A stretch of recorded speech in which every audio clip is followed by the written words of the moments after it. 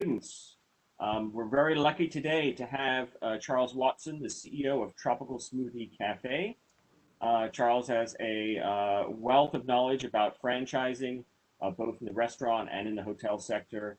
Really excited to hear about Tropical Smoothie Cafe, and they're a fast-growing brand. You're probably all familiar with them in the Atlanta market. Mr. Watson has an undergraduate degree from Cornell's School of Hotel Administration and an MBA from the Terry College of Business at the University of Georgia. He's going to talk a little bit about who is Tropical Smoothie Cafe, some of their amazing growth, and talk a little bit about what you should think about when you are looking to franchise a business. And if you have any questions, please put them in the chat, and I'll relay those to Mr. Watson. So, Charles, thanks so much for being here today. We're really looking forward to hear about Tropical Smoothie Cafe and your experiences with franchising. Well, very good, Dr. Lawrence. You got to remember, guys, to me, he's just Ben that I went to college with. So he's a smart professor guy. We need lots of those in the hospitality industry. So it's a pleasure to be here with you today. And Dr. Lawrence, thank you so much for having me. I appreciate it. You're a great friend and a colleague as well. So quick story, I will tell you guys, I have an MBA from the University of Georgia, but that was almost an MBA from Georgia State University. I was looking at doing a dual hospitality MBA program at Georgia State. So I was this close to being a Georgia State guy like you guys. So place close to my heart. I'm born and raised in Atlanta, and so have been around Georgia State. And I took some summer classes at Georgia State one summer. So I'm sort of alumni-ish. So thanks so much for having me. I'm excited to talk to you about Tropical Smoothie Cafe. And I will start off, I really want to talk about, let me see if I can get my thing to work here. Today, I'm going to talk about brand overview, tell you a little bit about Tropical Smoothie Cafe, and I'm really going to get into something you're probably not expecting, which is ultimately culture. A little bit different take than just giving you the stats. This is the way that I operate the business. It's about people, all the way down to the restaurant level and at our corporate support center. Our corporate support center is up by Perimeter Mall. We're right behind Perimeter Mall here in Atlanta. We've got about 100 corporate employees, about 40 of those that are field-based that work in operations and in field marketing. And then I'm going to end you with, for my entrepreneurs out there, what should you be looking for when you buy a franchise? What I would tell you is that when I started at Tropical Smoothie Cafe in 2010, I would not have advised you to buy a Tropical Smoothie franchise because of some very important things that we'll dig into today. Those things are all fixed, so to speak, from a business model perspective that allows our franchisees to make great money and have a lot of fun doing it. And then we'll take your questions at the end. So from a brand overview perspective, what am I talking about? Inspire better. I want to start here because ultimately this is the manifesto of Tropical Smoothie Cafe. So if you've ever been in one of our cafes, one of our restaurants, we are a little bit healthier, right? And when we say healthier, we don't say healthy. We're not selling wheatgrass on cardboard, as I like to say. In the restaurant business, if it doesn't taste good, it doesn't matter. People aren't going to buy it. And Tropical Smoothie Cafe, I always call it a belt-high fastball for the average middle American. It's eating a little bit healthier. It's trading from McDonald's or Wendy's to Tropical Smoothie Cafe. So let me start you with what our goal is as a brand, or our vision ultimately, and see if it resonates with you. Tropical Smoothie Cafe was born on a beach, and on that beach, we learned a better way to live. True, I'll tell you about it. The most important lessons we learned is it's not about us. It's about the better we can inspire in others. What does it mean to inspire better? It's about helping the world learn to take deep breaths, dance to the music, play, and be free. Inspire better is about a blender full of energy and positivity. Inspire better is about good choices that lead to other good choices. Inspire better is about a heart drawn in marker on the side of a cup. It's about the vibe we give when a stressed out mom comes in to recharge. It's about our work ethic and paying attention to the details. Inspire Better is about helping our cafe owners succeed and helping their crew members shine. It's about getting out there and supporting the schools, churches, and neighborhoods that make our community strong. It's about celebrating our differences and a door that's open to all. Inspire better can be as simple as a smile. Because, truth be told, sometimes we need the smile more than the smoothie. And some smiles are so contagious, they don't just change one person's day, they get passed along for miles and miles. Inspire Better is about using our platform to breathe fresh air and sunshine into a culture that definitely needs it. That's what it means to inspire better, and that's Tropical Smoothie Cafe. So in some of your other classes, you may talk about vision statements and mission statements, etc. Well, this is ours. We think that we can do a lot more than just sell smoothies, wraps, flatbreads, etc. There's more to be done with this brand, and we have impact in the communities and impact on the culture of this great country. So that is ultimately what we're trying to do. And if we do that right, revenue, EBITDA, profitability, franchise success will all come with it. So a bit of a higher calling that I wanted to share. Now, the real story, Tropical Smoothie Cafe. It's an entrepreneurial story. Two gentlemen, David Walker and Eric Genrich, actually ran across a guy down in Destin, Florida, if anybody's ever vacationed down there, that in our story is called the Beach Bum Hippie Guy. And the Beach Bum Hippie Guy had a place called Tropical Smoothies. And he literally set up a shack in Destin on the beach and was blending all natural, real fruit smoothies. David and Eric, David was a Subway franchisee and Eric was a Blimpie subs and salads franchisee. They met this guy and they said, this is great. This is super interesting. Both David and Eric went to Subway and Blimpie and said, you know what? We're not able to drive enough sales selling just sandwiches. What if we added smoothies, right? This is about 1993 before everyone knew what a smoothie was. Neither one of those brands thought that was a good idea. And so they went out on their own and they started Tropical Smoothie. I'm pretty glad that Blimpie and Subway didn't take up smoothies because I wouldn't be here right now. So David Walker, one of the founders, actually opened the first franchise in 1997 in Tallahassee, Florida. So we've got a big Florida state following. What they found very soon after was just the issue that they had in terms of driving sales and having gross revenue. They had the same issue selling just smoothies, right? It's about doing high sales so that profitability in the restaurant business can flow through. So in 1999, they changed the name to Tropical Smoothie Cafe, and they added food to the menu. And that, over time, has driven a lot of our gross sales. Lots of other fun days. We started our own national holiday, National Flip Flop Day in 2007, chose a national charity partner, Camp Sunshine, that we've raised almost $10 million for over the past 12 years. Our food really gets on the map about 2009. Our chicken pesto flatbread wins a Menu Masters Award. Got to go to New York City, wear chef whites and our hats and stuff, and put a Tropical Smoothie logo on next to the big chef selling duck-a-la, showing duck-a-la orange and various other culinary things. And there we were with our chicken pesto flatbread, which, by the way, everybody ate up. Real key to our success, though, 2012, we were purchased by a private equity company here in Atlanta called BIP Capital. At that point, this brand, the development cost, what it cost to build a Tropical Smoothie Cafe, was about $400,000, and our AUV, or our average unit volume, was only $500,000. And when you look at those two numbers and how close they are to one another, that's not a great payback. It's very difficult to get your invested dollars out at that investment cost in profit and to pay off debt service, et cetera. So as I said, I wouldn't have told you Tropical Smoothie Cafe was a great opportunity for you from 2010 to 2012, but being purchased by private equity and getting some dollars and some growth and professionalization into the business really drove our company. 2013, we debut the first green smoothie. We call it the Island Green. It's still in our number 2 or number 3 selling smoothies. Spinach, kale, pineapple, mango, and banana. Guys, I will tell you, if you go to a Tropical Smoothie, try one. I've been to about 1,000 trade shows where we've given away Island Green smoothies, and I've had 1,000 people tell me, oh, it's green, I don't want to drink it. And I say, try it, and if you don't like it, you can throw your smoothie on me. So I've gotten a lot of people to try it that way. I've never once had somebody throw the green smoothie back on me.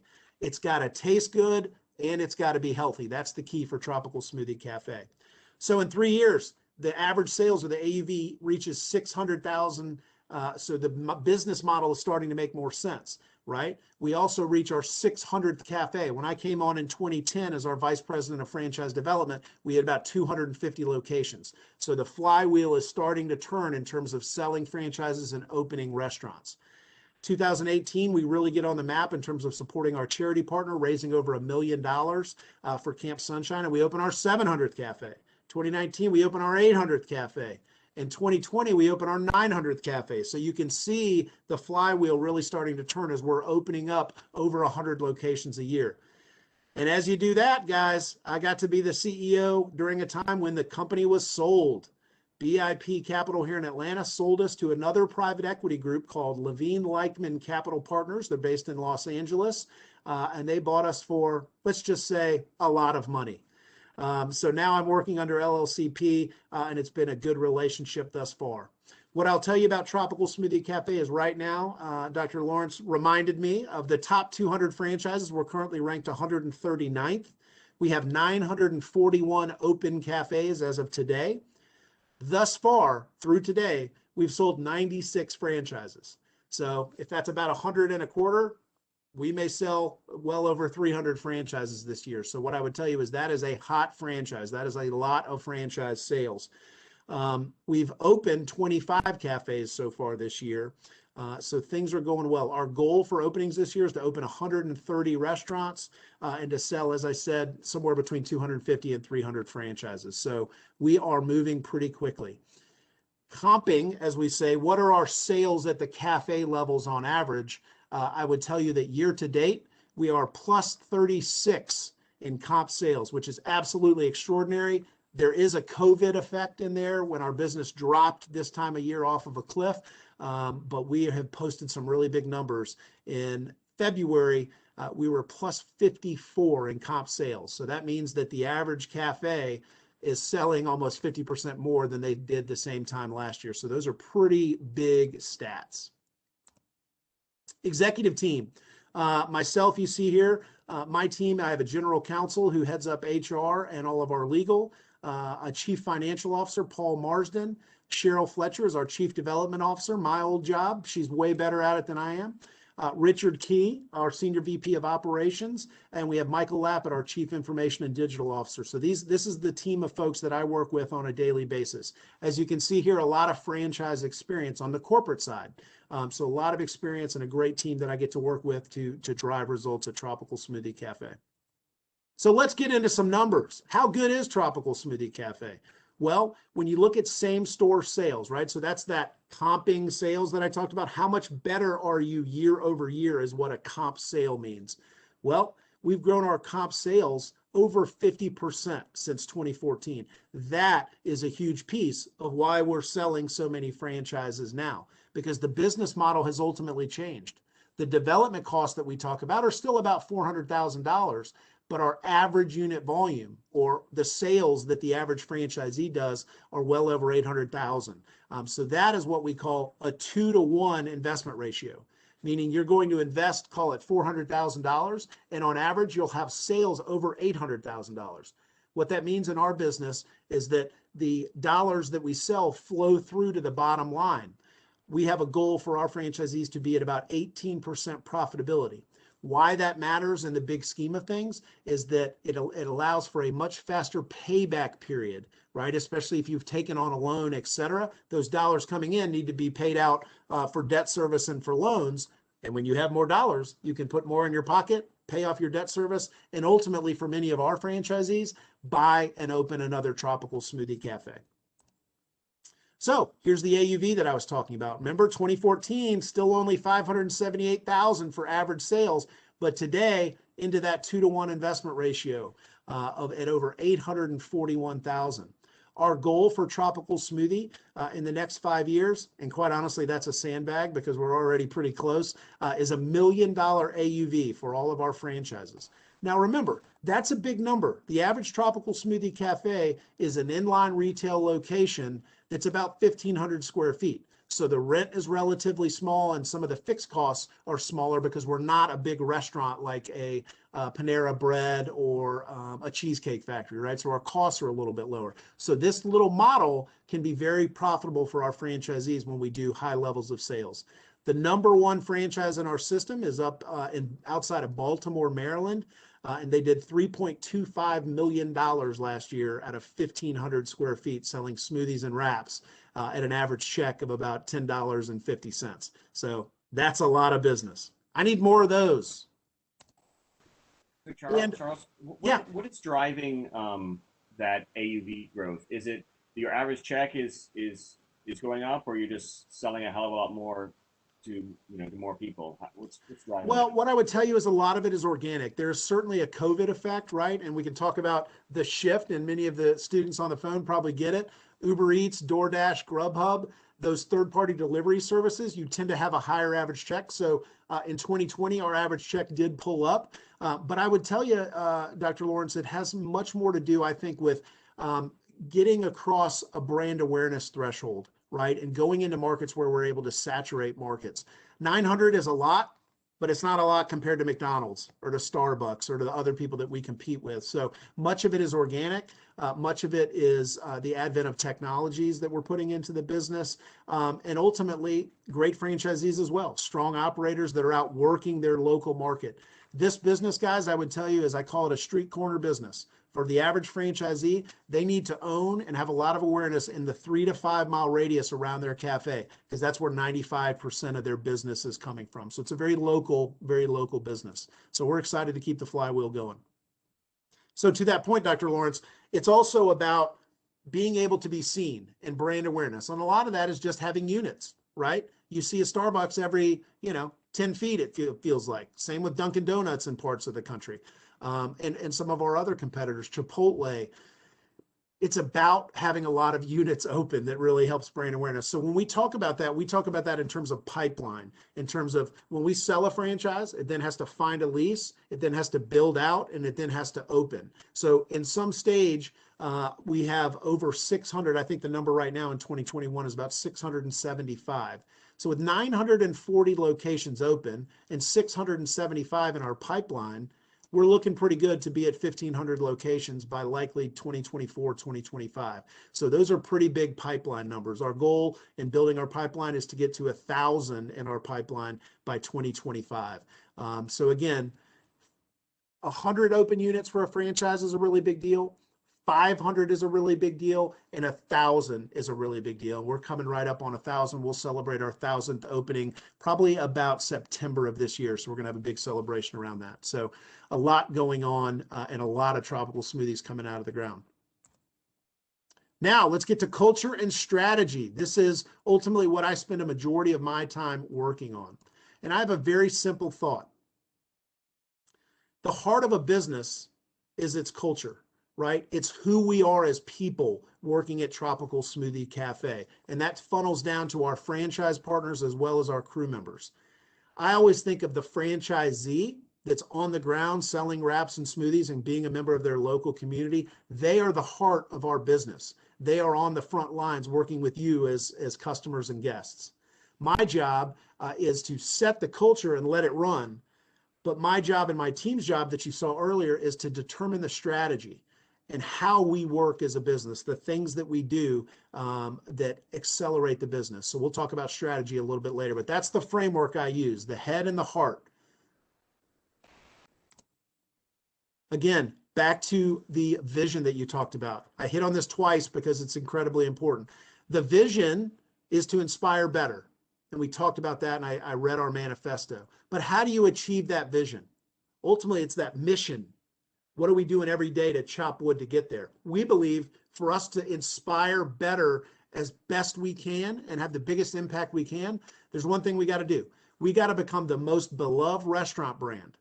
Okay? How are you going to become the most beloved restaurant brand? Well, we're going to go to what we know how to do well. We're going to share the fun and craveability of the tropics. Craveability obviously is a nod to our products, but it's also the fun of Tropical Smoothie Cafe. And you see some of our marketing images there. My goal for you when you walk into a Tropical Smoothie and get a smoothie or a wrap is that you take a 10-minute vacation, that you take a second to go, yeah, I know Dr. Lawrence is going to give me a really hard midterm, but you know what? I'm going to take my 10-minute break and I'm going to attack that in just a second. It's that 10-minute vacation that's the vibe and the aura that we want to create through both our interiors and our products. Underneath that is the culture and the core values that ourselves at the Corporate Support Center, our franchisees, and our crew members need to exhibit for us to accomplish that. So very simply, relationships rule. People are what matters, and the relationships that we have with one another, working in cooperation with one another, is what matters. So next time you're in a group for one of your classes, tell them, guys, relationships rule. We got to work on this together, right? But at the end of the day, people drive every aspect of this business. That's number one. It's the number one value for a reason. Number two is thinking bigger, right? We have to be innovative. We have a promotion going on right now. We have 2 smoothies out there, a star fruit smoothie and a dragon fruit smoothie. So kind of out there fruits, but I would tell you, go try them. They're darn good.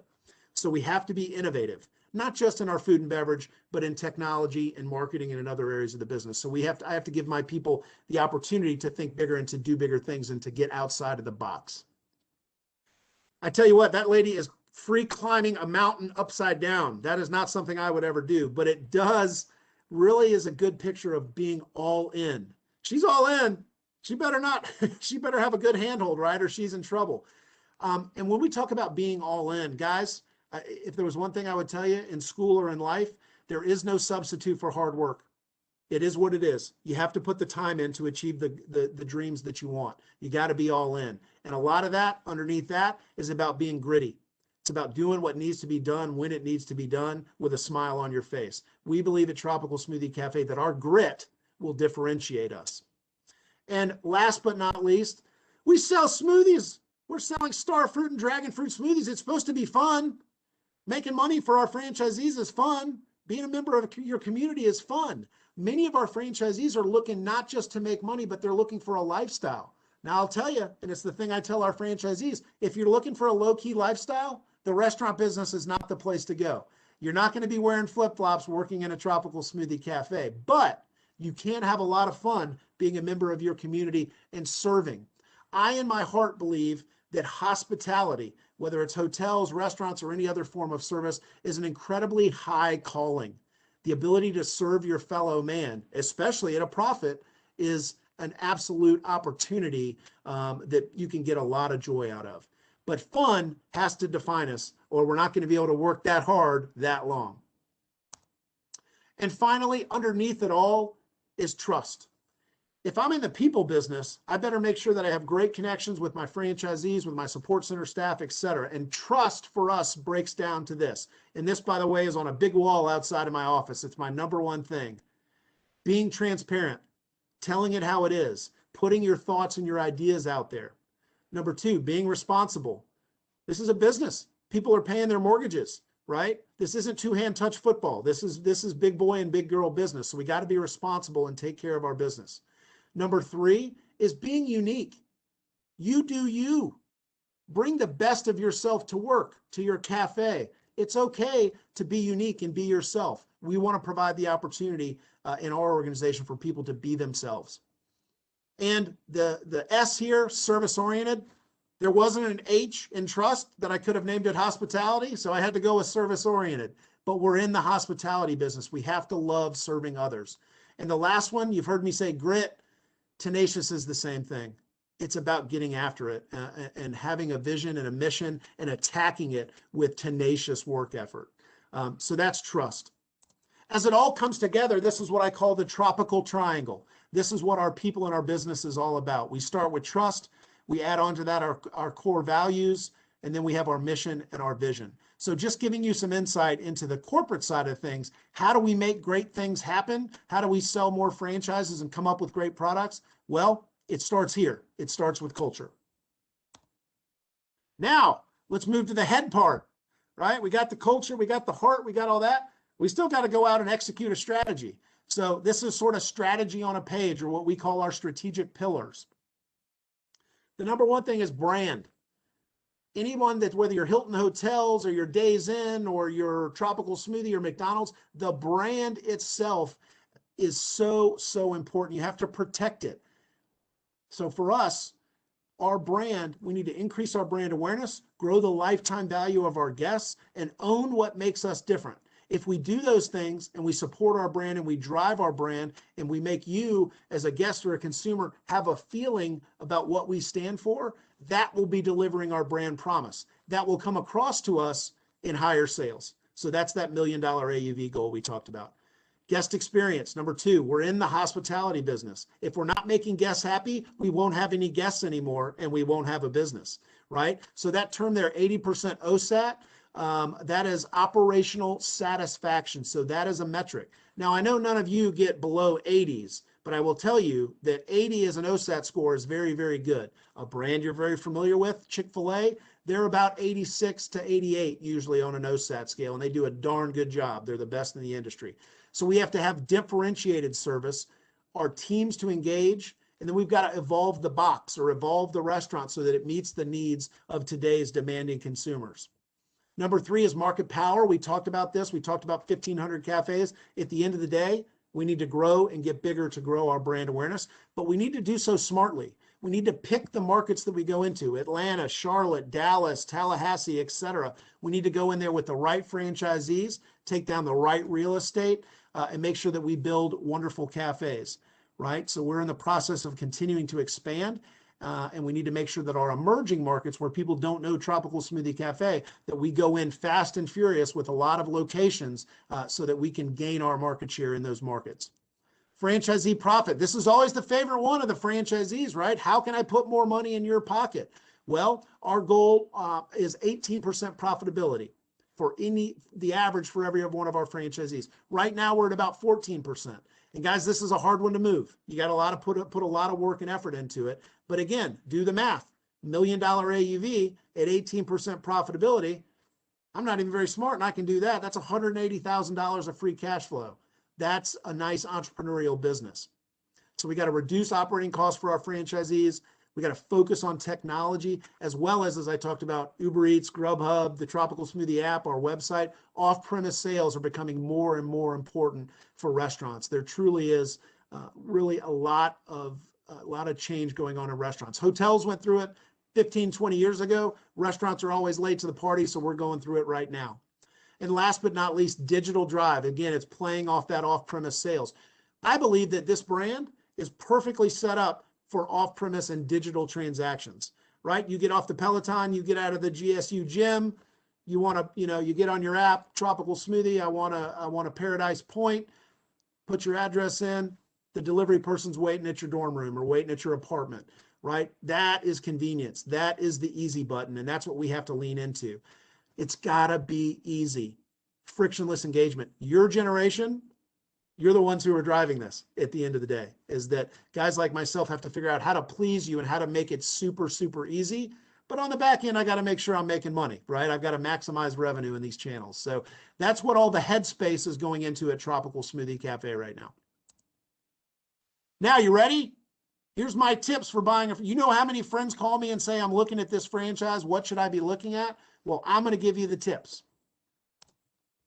Number 1, there's a horribly painful document out there that every franchise by law has to publish, and it's called a franchise disclosure document.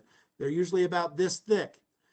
Call me. I'll tell you what sections are the most important to read, but you've got to do your diligence. You've got to read that entire franchise disclosure document to understand the fee structure, understand the size of the system, understand if there's been any lawsuits against that franchisor, understand where the locations are across the country, understand who the management and leadership is, and understand what sort of financial position the franchisor is in.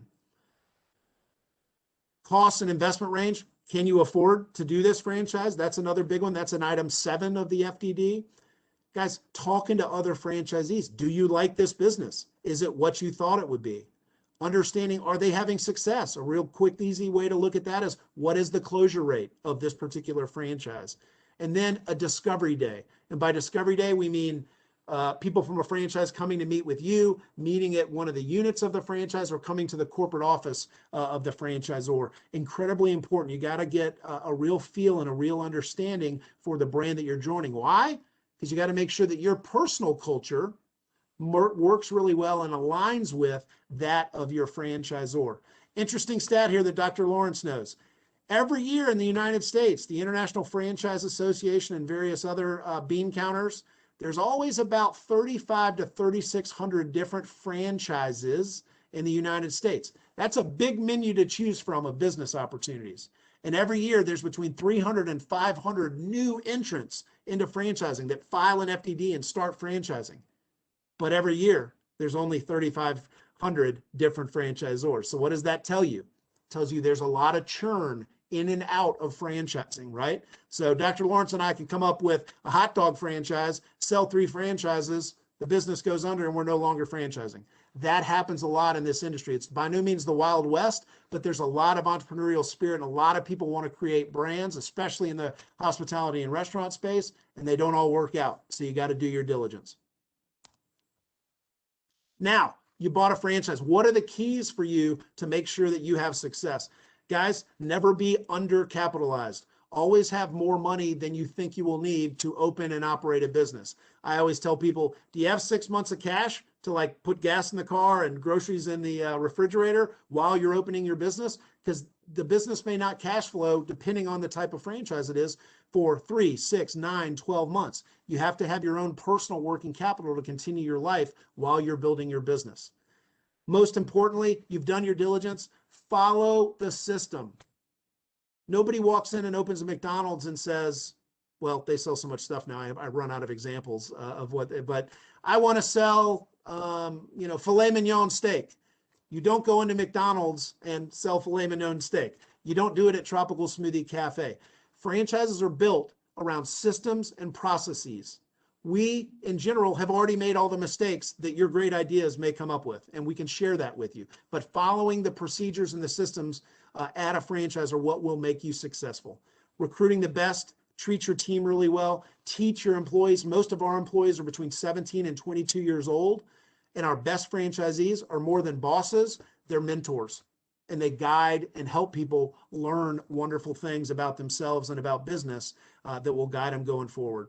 And at the end of the day, guys, give customers great service, get involved in the community, and stay in touch with your network of other franchisees. Most of the great ideas in franchise systems come from franchisees talking to one another. So don't forget that. If I hear any of you buying a franchise and you haven't gone back to this deck and looked at these things, I'm going to be very upset. So I went fast and furious because I wanted to leave time for questions. So I will open it up if I said anything halfway interesting. Awesome. Thanks so much. I have a couple of questions before I read out some of the student questions. So there's a recent article in the New York Times talking about ghost franchises, the ghost kitchens. This idea that if sales, off-premise sales, are such a large portion of revenue today, that these can take market share from existing brands and a lot cheaper to operate.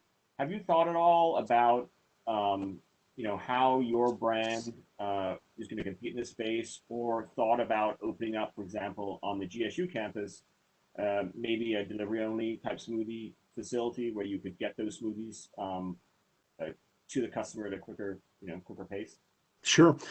So a lot of directions to take that. What I would tell you is that your last point on being on GSU's campus, absolutely. We probably got 10, 15 sort of what we call non-traditional university outlets. We don't typically like to do smoothie only. We like to do both, but we're on college campuses, airports, not too many on airports. We're kind of leaning into that, as well as military bases. We've got about 10 locations in military-based food courts. So we've got that handled. And there's a development team around that. What I would tell you about ghost kitchens is it's absolutely disrupting the industry, right? And that's why you read it in the Wall Street Journal and the New York Times. What I would tell you is that my take on this, we're a little bit different because we're 99.9% franchised. So we only own one restaurant that we own and operate. So it becomes a little bit more different, a little bit more difficult to execute that ghost kitchen model with franchises. Where I think it works for Tropical Smoothie Cafe is in seeding a market. Let's say we don't have any locations in Phoenix. We go open up a ghost kitchen, possibly with a franchisee who's bought multiple units and they want to get up and running, or we make the investment from corporate to go to Phoenix, start doing the ghost kitchen to get a sense for what the demand for our product is. So I think that's how we likely would use it. We are thinking through how we would use ghost kitchens. As you know, we set up co-ops in different DMAs. Could we do ghost kitchens to alleviate some of the stress on those cafes and have a revenue share from those ghost kitchens? At the end of the day, I think there's a place for ghost kitchens. I also believe there's a place for brands. and brick and mortar. So I don't think one destroys the other. And I think that at our stage, we're going to keep going to be a Starbucks, be a Chipotle, et cetera. The brands that are having a ton of success, you've seen the digital influencers. I forget the name of the burger brand that came out, and overnight they had 300 locations open. I think that has its place. I don't think it scales long term. That said, there is a lot of money pouring into these spaces, and I think it'll also be determined, over the next 12 to 24 months as we get back to some normality. Right? I'm fully expecting in our budget this year, we've had some big increase to check. I think that when Dr. Lawrence and I want to meet, and we'll just say, hey, let's meet at the Tropical Smoothie and sit down and have lunch. I think there is some normality that comes back in with a 10 to 20% increase in kind of third party and digital channels, of which ghost kitchens are a part of. So your guess is as good as mine, but I know for me strategically, we'll probably use them sparingly. So one of the challenges of a franchise model is that you have to get franchisees to buy into kind of coordinated investments. So investments in technology and things that as a corporation like Starbucks or Chipotle, they can invest their own money and they don't have to convince franchisees that, for example, digital investments really important today. Do you have any, can you talk a little bit about your challenges of getting franchisees to understand how important, for example, app development and all those types of costs are today that, really didn't exist 10 years ago? Yeah, so what I would tell you is that this ultimately boils down to kill or be killed. Is sort of how I put it to our franchisees. It comes down to that. It comes down to vision. You saw the digital pillar that we have. Obviously, when we talk to franchisees, we talk about we have to make investments here. So let me give you a couple examples of changes that we're making literally right now in order to do that.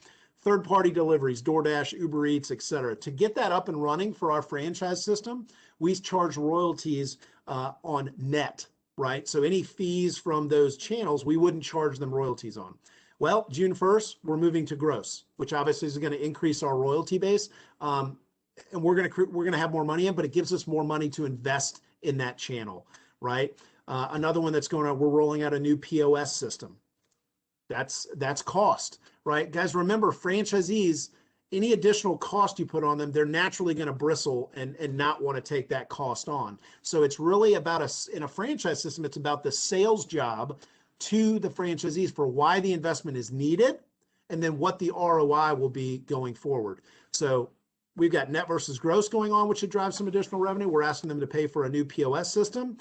We're a pretty friendly franchisor. We've set up basically a leasing model so they don't have to come out of pocket with $15,000 or $20,000. So that's driving and helping us to move faster with that. We're also rolling out a back office system called Synergy Suite, which, guys, in restaurants, it's basically sales, food cost, and labor cost. So Synergy Suite helps you manage food cost and labor cost, which ultimately will make them more profitable. So what we're saying is if you get on board with this system, and you decrease your food cost and your labor cost, you can pay for these additional technologies. But where franchisors get in trouble is they come up with great ideas and costs that franchisees have to take on, and they layer those things on until ultimately the franchise system revolts. So again, it's back to trust and it's back to relationships that are so key. And that's what I spend a majority of my time doing, knowing that we're a franchisor-franchisee partner and that we believe in one another as best you can when sometimes what's driving you are diametrically opposed. You got to come back to that trust and that relationship, and that's what has allowed us to make some of those changes without, sort of ticking off the whole system.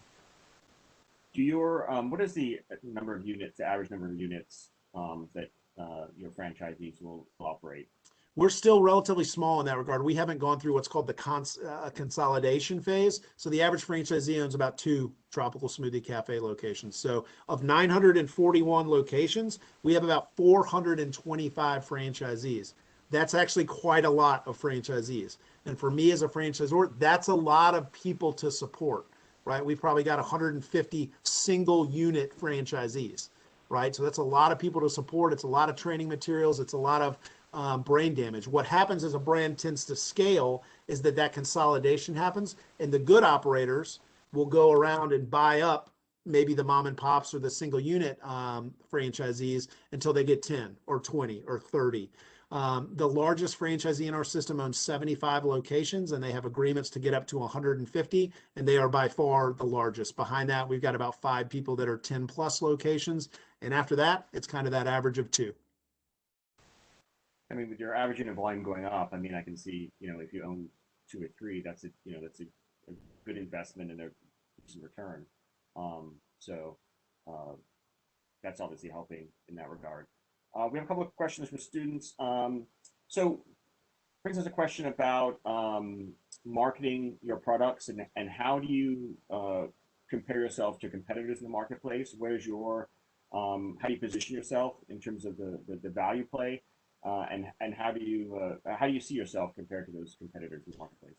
Sure. So I was lucky enough to spend $1 million on a brand study in 2019. So the marketing and analytic gurus helped me out here. But the name of our core customer is the Active Balancer. So think about those names. They're active, they're working, they have full lives, they're taking kids to soccer practice, etc. And they're trying to balance, right? They're going to take their kids or they're going to go through the McDonald's drive-through because it's super convenient and it tastes good, right? But they want to balance that out. They want to have something where where they feel like they're making better choices, and that's where Tropical Smoothie Cafe comes in. So it's not, if you look at the continuum, and you've got sort of the hardcore, I make my own food and I only eat protein and wheatgrass, all the way to I eat McDonald's 7 times a week, I don't care. We tend to be in that probably that 5 to 7 range, right? Where people are trying to be a little bit better. But our customers absolutely eat at Shane's Rib Shack and McDonald's, et cetera, because they're balancing those things. And so we have to provide to them products that meet that need while also still tasting very good. So those active balancers are what we would call our core consumers. So in order to speak to them, we have to make sure, mostly in the products that are attractive to that group. So I always call it, we have to stay on the razor's edge of health and taste, right? We can't go too far one way or the other. And what was the rest of the question, Dr. Lawrence? I apologize. It was just, basically in terms of your pricing or what, how Oh, do you see yeah, yourself sure. in terms of the marketplace? I mean, we have these kind of, I don't know, Smoothie 3.0, the Nectars, and these types of brands out there that are kind of pushing probably at the high price point. Yeah. Great point. Sorry about that. I get so engaged, I forget what the hell the question is. If you look at the kind of the smoothie space and the juice space, most of the juice organic stuff is in Atlanta. There's Arden's Gardens. I'm sure you have. I mean, it tends to be a little bit more mom and pop.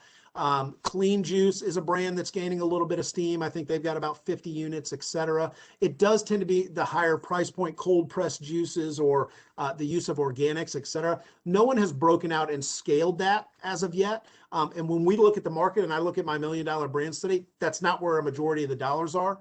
A majority of the dollars are between 1 and 5, which tends to be on the less healthy, more value side of the equation, right? So we sort of play in the middle. I want to get that 4 to 6 person that's willing to pay $10.50, but they're not going to go to, well, I just got 2 juices for $22. Like that's too expensive. So, I always say that we are QSR plus or fast casual light, however you want to put it. We kind of play in that middle space. And from a competitive perspective, we haven't had a ton of intrusion just yet.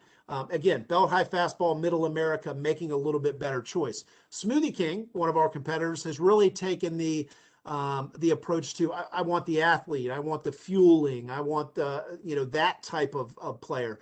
We can service that customer as well. We have everything that Smoothie King does. It's just that their marketing is directed more towards that, whereas our marketing is directed towards take a 10-minute vacation, enjoy your life, relax, chill, et cetera, and enjoy the experience. So the hyper expensive, hyper organic stuff hasn't scaled yet. And I think my insulation against that is to be at 1,500, 2,000 units and serve a majority of the country versus going after a small piece of the pie. So, one thing that I've a couple of times has happened, I've gone to a Tropical Smoothie and it's been closed like in the morning. And I'd be surprised and be like, oh, I thought they'd be open earlier than they are. Is it what in terms of I think it was probably like 9 o'clock. I think sometimes the stores open at 10. Do you is that and I think on Sunday, one of the stores nearby opens at maybe noon or something. Mhm. Um, is that is that usual? Is that like a standard throughout the system, You'll or have to tell me what cafe that is and I'll check into it. But standard operating hours are 7 to 9, 7 a.m. to 9 p.m. okay, Now, especially if you're downtown or something, we do give waivers from an hours perspective. And what we typically do is we let the business run for 6 to 12 months.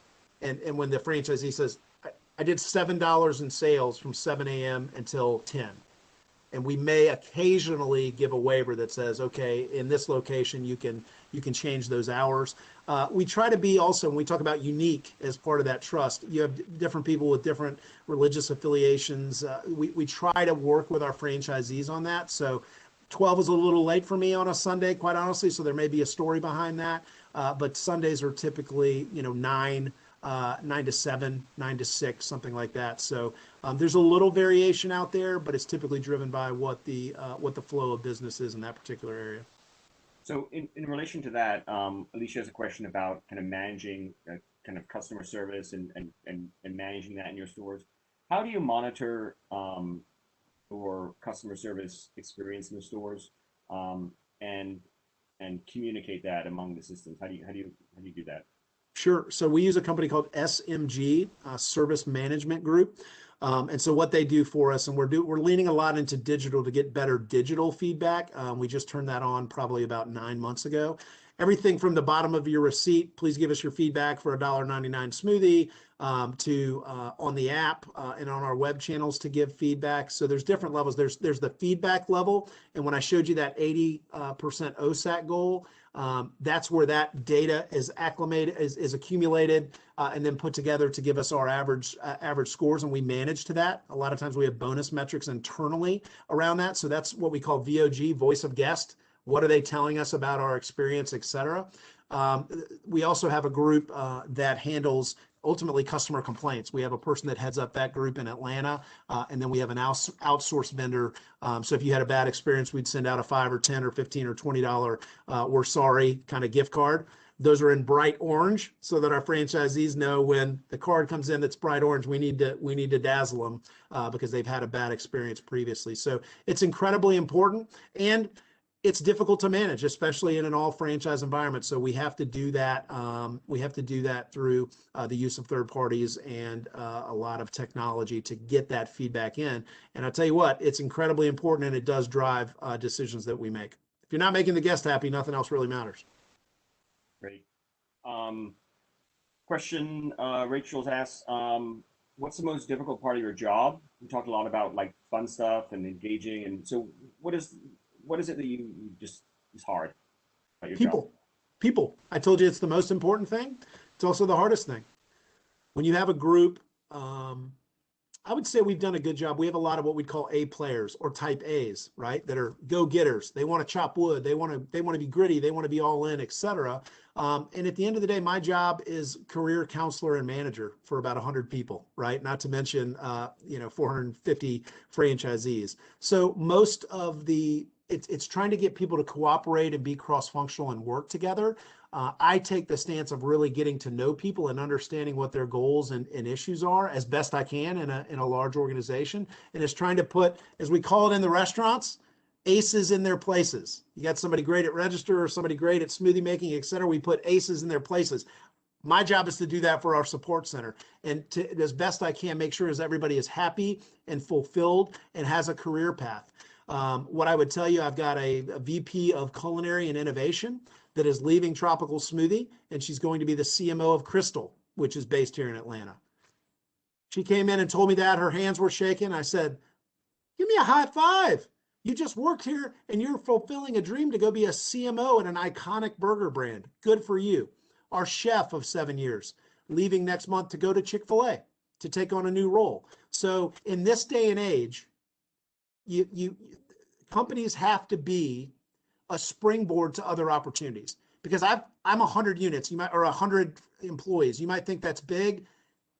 there's not paths for everybody to go to be a VP or an SVP or to make a bunch of money. And so I have to manage those career paths. And sometimes it's managing people out the door to take on better opportunities. And we're very open and transparent about that. And I have a call on Friday with our whole company where I'll be talking about those two examples and saying, this is an example of our culture at work that people have come here, worked for Tropical Smoothie, put career tools in their toolbox, and they're now taking those tools and going on to more money, higher title, et cetera, because we may not have had it internally for them. So you have to turn something negative into something positive.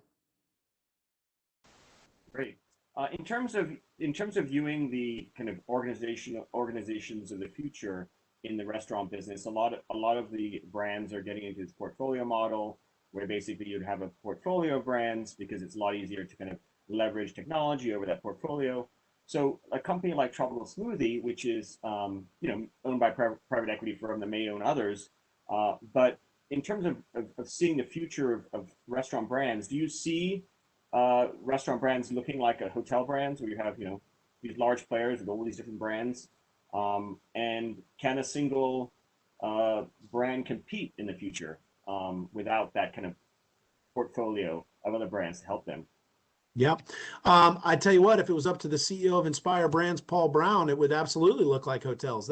He is taking the Hyatt Hotel portfolio playbook and putting it into action at Inspire Brands. They recently bought Dunkin' Donuts, they have Sonic, they have Arby's, et cetera. So that model works. Here's the difference, I think, Dr. Lawrence, is those are all iconic brands that are over 2,000 units.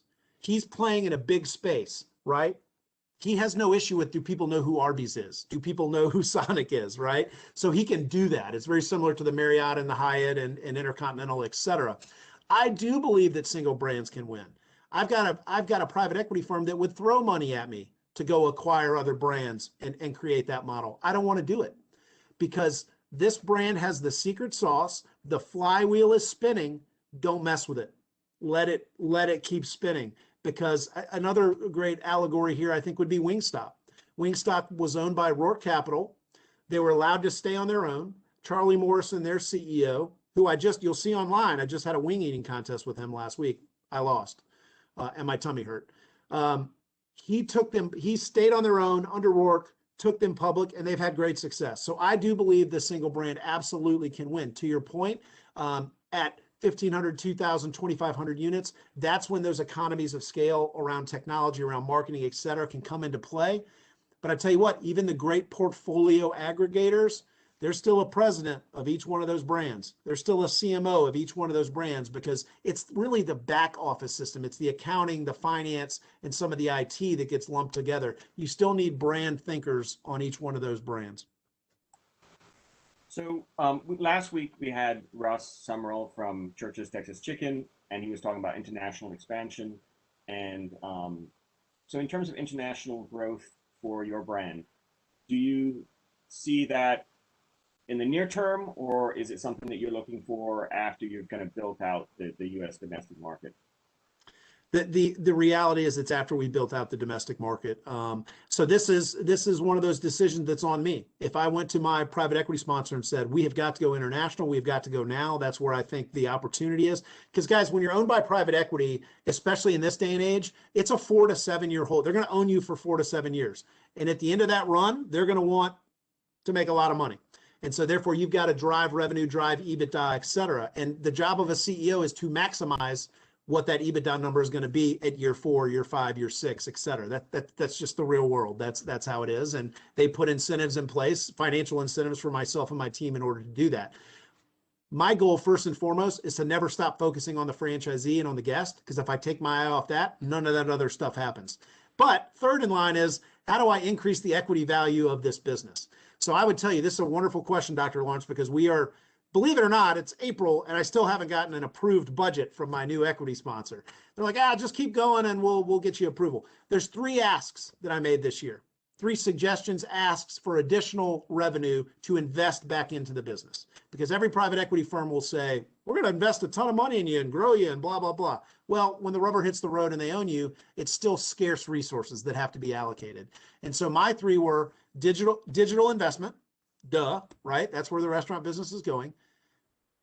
development, meaning design and construction, franchise sales, and real estate, because we're doing really well. We need more people to continue to take advantage of that. And number three was international.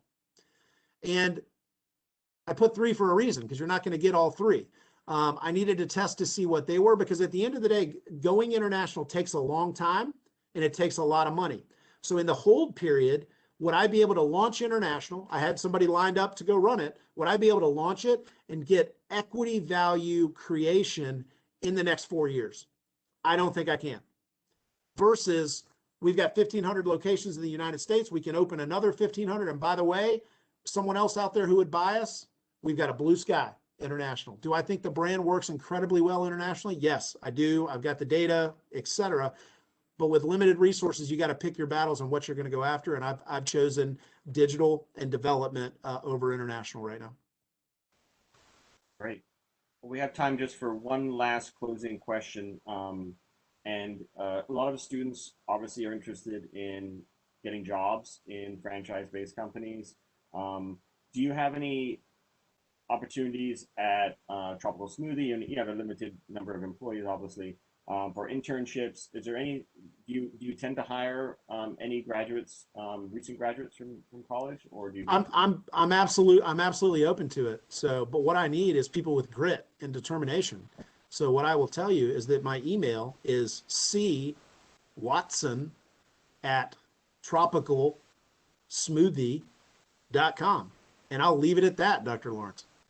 Thank you so much. Well, we have grit. We definitely have grit at GSU, that's for sure. Well, this has been a great conversation. I've learned a great deal. I'd like to thank you for taking the time, and hopefully next semester when we're back in person, I'd love to invite you to campus, show you around a little bit, show you what we have at GSU. Obviously, you know, but we're growing rapidly, and we're excited to learn about your company, and really appreciate your time. Hey, well, and if I could just real quick, for the students on the line, I'm not involved in the entire class, but what I can tell you is that I am here today because of Dr. Lawrence, and I've seen the other speakers that you've had come speak to you. I know Aziz Hashim. You guys have an incredible opportunity with the speakers that you have to come and talk, and based on the relationships that Dr. Lawrence is making. So spread the word about this opportunity, because you only get so many of them when you're an undergrad to talk to some high level people and try to understand. I was 17 and 18 and 19 and 20 and didn't know what the hell anyone was talking about either, but open to having those dialogues with you one-on-one. And I know Dr. Lawrence is as well. So it's an incredible opportunity. And it's a pleasure for me to be able to do that. This is a bit of the giving back that is really fun when you've done the work that Dr. Lawrence and I have. That's what it's all about, is helping others. Thank you so much. Really Thanks, appreciate guys. your time. Thank you.